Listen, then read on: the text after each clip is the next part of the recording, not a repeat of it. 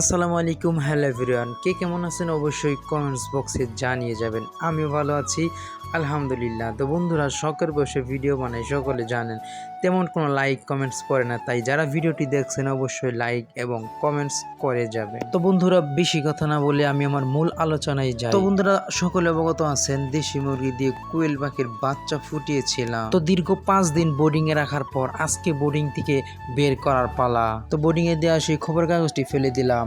খবরের কাগজের নিচে পাটের সালা দেওয়া হয়েছিল, সে পাটের সালাটি নিয়ে পিঞ্জেরার ভিতরে ঢুকিয়ে দিলাম। আর এবার সেই পাটের সালার উপরে খবরের কাগজ বিছিয়ে দিলাম।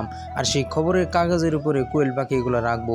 প্রতিদিন খবরের কাগজ একটা একটা করে পরিবর্তন করতে হবে আমাকে।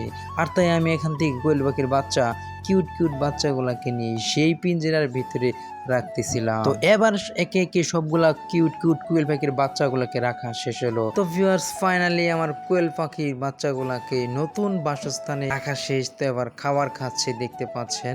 তো এগুলাকে খাবার হিসেবে দিয়েছিলাম সোনালী ব্রয়লার স্ট্যাটাস এবং ব্রয়লার ফিড ব্লেন্ড করে দিয়েছি।